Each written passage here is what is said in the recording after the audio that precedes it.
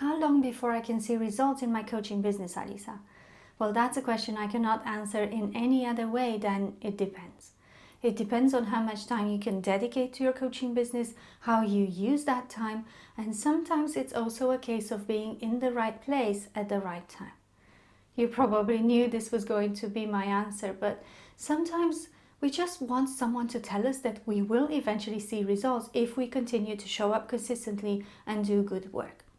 One thing is for certain though, you will not see or continue to see results if you give up. However, after they've been at it for a while, a lot of coaches throw in the towel for various reasons, and that is what I want us to talk about in this video. Hello friends, and welcome back to the channel. Some of you will have landed on this video because you cannot seem to find the motivation to carry on as a coach. I was in that position myself at the end of 2018, yet I'm still here, and I want to share with you a few tips and strategies for how to motivate yourself to keep going as a coach. Before we talk about those, however, I want to touch on the reasons why coaches want to give up. One of them, and this was my case as well, is that they are spinning too many plates and it becomes overwhelming. This is especially true for coaches who, like myself, have started their business while being employed full-time. To give you an example, this is what my days looked like at the end of 2018. I started work at 7:30, which meant I had to leave the house at 6:30, and therefore I woke up at 5:30 in the morning. I worked until 4:30 p.m. Then I had a 30-minute walk until a meeting point where my partner would pick me up from, and drove home for 1 hour. So I was home at 6 p.m., got changed, made and ate dinner by 7. At 7 or 7:30 I would have a coaching call with a client, then I wrote my notes and reflections, and by this point it would be 8:30 or 9 p.m. I would usually be too tired to do anything after that, and if I wanted a decent sleep I needed to be in bed around 10 p.m. That didn't always happen.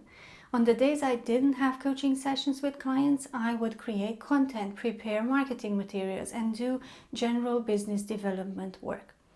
Anything that didn't get done during the week was dealt with at the weekend, which meant that I was working all the time and neglected my relationships and myself completely. At the end of 2018, I realized something had to give, and I made the decision to leave my job and focus full-time on my business.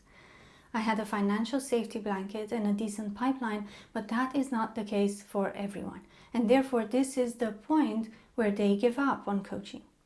This is one reason, but another more common one is the lack of clients and therefore little money generated from coaching. Financial sustainability is a big part of why coaches give up. They try for months or even years to make it work financially, and when it doesn't, they eventually give up, and for good reason. Getting paying clients as a coach takes a different type of skill set in addition to coaching skills. I recently wrote an article as part of the Dear Coach series on my Medium publication where I addressed the question, why doesn't my coaching income match up to my skills as a coach? I will link it in the description box. In short, the answer to this question is that you need business development skills if you want paying clients. I call these money-making skills, and I have a video dedicated to the topic which you can watch here. For some coaches, getting a decent number of clients is not a problem, but they still can't make it work financially because of their prices.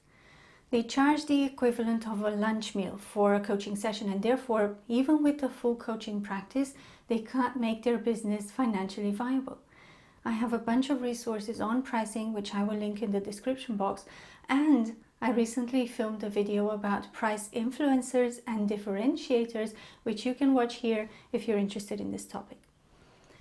There are, of course, other reasons why coaches might give up, including a change in their circumstances or family issues, health problems, etc. But the most common ones I am aware of are overwhelm and spinning too many plates, and financial viability. With that said, what can you do about it? How can you keep yourself motivated to keep going as a coach? First of all, you need to be aware of the fact that it takes some time for your actions to lead to results. From my experience, the results I see now in my business are a consequence of my effort in the past, and it can take a few months before that happens. In some cases, like for example, big contracts and collaborations, It took me almost 1 year of consistent work and building relationships before I saw the fruits of my work. So have some patience and check to see if your expectations are realistic. If you conduct your business online, you need to be aware that it takes a potential client between 7 and 11 online interactions with you and your content before they even consider your services. Therefore, it takes a lot of consistency and commitment with your content creation if you want to see results. I talk more about it in my Medium article on how to guide your prospects through the customer journey, which I will link for you in the description box below.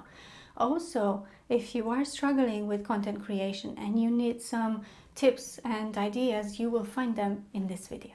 Even if you are consistent and you put in the work, it's worth asking yourself, are you doing the right things? Are your strategy and business model the right ones for your business and the type of coaching that you do? I see this all the time with my clients. They've been at it for a while, doing the same things day in, day out, without realizing that those are not the things that will attract their target audience. Either because of the platforms they have chosen, the language they use, their coaching offer being unclear, or not what the client is looking for, etc. There is no point in trying to stay motivated to do some things that are clearly not working for you. So my suggestion is to work with a business mentor or a strategic advisor and review your approach. If necessary, change your strategy and tweak it until it's right for you, your business, and your ideal client.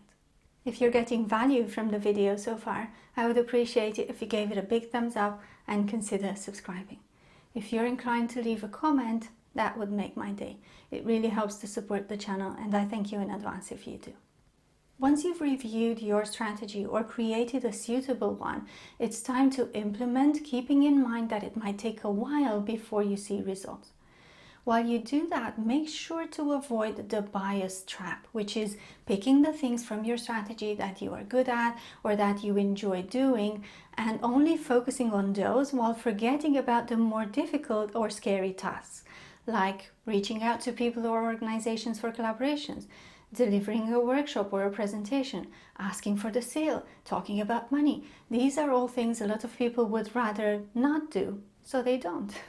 If that's the case for you, I suggest you add some accountability into the mix. You can do this by working with a coach or by finding another accountability buddy. It's also a good idea to join a community of like-minded people where you can share your goals, successes, and mistakes and encourage each other to keep going. If you're a coach, you might be interested in joining the Professional Coaches Community, a group that I run together with 3 other colleagues where we help coaches with their personal, professional, and business development. I'll leave details about joining in the description box below. One thing I personally like to do when my motivation is low is to read the testimonials I received from clients, the emails where they excitedly told me about getting a new client or signing a contract, the thank you cards and messages they sent me. I always feel better after reading them, and they serve as a reminder of how my work is helping other people and making a difference. I also find it helpful to review my progress and celebrate my milestones and small wins. Sometimes we dismiss what we consider to be little successes because we think they are normal or too small, or that sharing them would mean bragging. When you're in business by yourself, nobody else will celebrate you and your wins if you don't do it. There is no boss to say well done, no team to cheer for you. You have to do that for yourself and notice progress as small as it might be. And that can be as simple as finding satisfaction in a job well done. Let's say you're writing an article or creating a video. You might not immediately get an inquiry based on this piece of content or even any interest in it at all, but you can feel the satisfaction that you have done the best job you could have done with the tools you had at your disposal. It's very easy to fall for vanity metrics, number of views, likes, comments, shares, etc. These are an ego booster, but if you rely on them to keep you going, you might be in for some disappointment. Instead, ask yourself, if that piece of content was the only one a client would see before deciding to work with you, would you be proud to show it to them? Does it offer value to your audience? Was writing it an achievement in itself? Does it have the potential to change someone's life, career, or business? Most coaches start a coaching business because of the transformation they experienced through coaching, and they want to help other people transform their lives as well. This is the ultimate thing that keeps you going, your motivation and the reasons why you started coaching in the first place. It might be to make an impact, or for the flexibility it offers, or because you're so passionate about coaching. It might be for financial reasons. Whatever it is, constantly remind yourself why you're doing this and what you have to lose if you give up. That's all I have for you today. I hope you found it useful, and if you did, check out these other 2 videos as well. Thank you so much for watching. I'm Alisa, and I'll see you in the next one. Bye.